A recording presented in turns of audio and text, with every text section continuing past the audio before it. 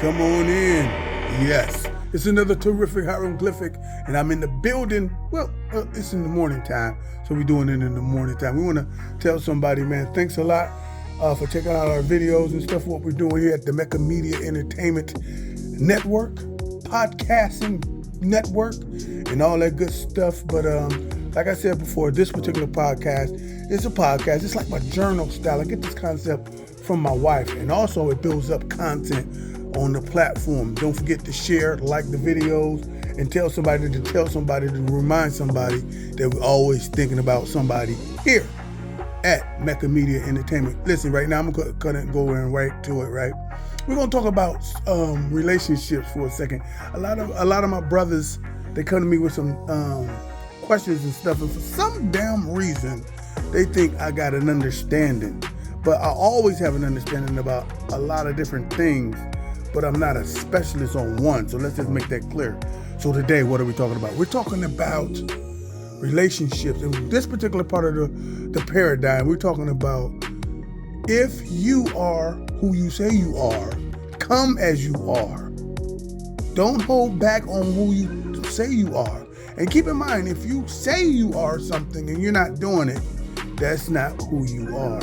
You are simply the person that does what you do.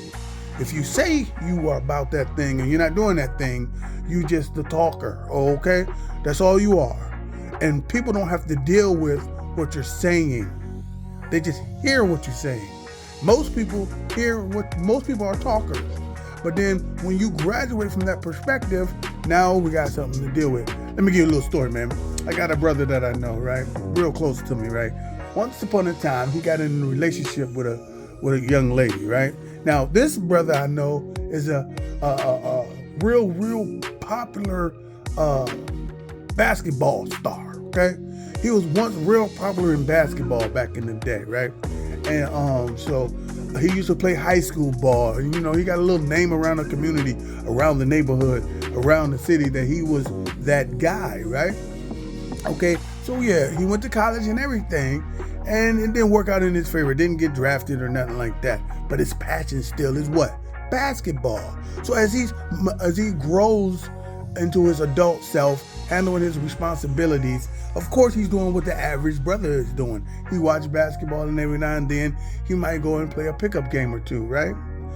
So he meets a new girl. This is the guy who meets a new girl with a couple of kids, right? She got a couple of kids and everything, and she's not dealing with any of the baby daddies. This is our harsh reality here in our communities, okay? And I'm not making no excuses for it. I just want to give you an illustrated view on what I'm talking about, or illustrated depiction on what I'm talking about that this guy is stepping into, okay? He sees a beautiful woman. She has multiple kids by different situations, and he steps in there. I have to say different situations so you can understand how serious her situation is. It's not normal. It's our norm, but it's not normal. You're not going to successfully succeed. You can ultimately succeed, but it would be with minute success operating under that paradigm with multiple baby daddies and stuff like that. It's gonna be hard for the sister, okay? So her situation is critical. So anyway, let's call my basketball brother. Let's call him Brother Basketball, okay? So Brother Basketball shows up on the scene to this lady. He thinks she's very attractive. Her situation is critical. He don't realize it. He thinks it's just a normal status quo. He got a chick with multiple babies, okay? No big deal, but he falls in love with this girl. He falls in love with her. Everything is dope. Everything is copacetic. He's there every day. He is helping out this tight situation because her situation is what? Critical. He's bringing over pizzas. He's taking little Mook and Shaniqua and Yusuf and whoever the hell the kids are. He's taking them to McDonald's or Trick Donald's. He's taking them to Murder King. He's taking them to the movies. He's doing his thing because why? He loves the lady and he has a responsibility. If he's going to deal with the woman, he got to deal with the little basketball team. I got to call it like I call it. He's being responsible, right? And so she's getting comfortable. Now her situation ain't feeling too critical because she has a what? A helpmate, a partner, somebody to help her out of this wild-ass condition. Okay, then they fall in love to the next level. Now he's stepdad. He's in the house. I mean, that's the reality too. The brother is in her house. Okay, now she's dependent on his income and his person, his physical, being in the building, his protection, his elevation, whatever the hell he's bringing to the table. The sister is appreciating that, right? Now, keep in mind, Brother Basketball was a basketball superstar. He's not that old, so he hears tales there's a summer league popping up at the local community center. He hears tales that there's a nighttime league at the community center popping up. Also, there's a paying league that he can pay that's happening. So what did he do? His little itch, the oh so familiar itch comes in. So he's no longer doing an occasional pickup basketball. Now he joins the summer league. Now he's joining the nighttime league. Now he's joining the paid league. Okay, league, right? So the sister feeling funny. She said, wait a minute. So she's understanding he ain't there most of the time anymore. Definitely ain't there at nighttime, right? He ain't there. So little Mook, Shaniqua, and Yusuf, and whoever else is in the house, the little kids, they noticing too. See, the brother ain't noticing this. The kids are noticing. Now the woman is feeling responsible to ask questions because she's noticing for herself. Now she can sit tight and don't complain that much. But little Mook, Shaniqua, and Yusuf, and whoever the hell else is on the team is going to ask mom what's up with Brother Basketball. So she has to ask. And she really asking for herself. Let's not get it twisted. So she's waiting for Brother Basketball to come up with an answer. And he said, well, I told you I was a basketball star.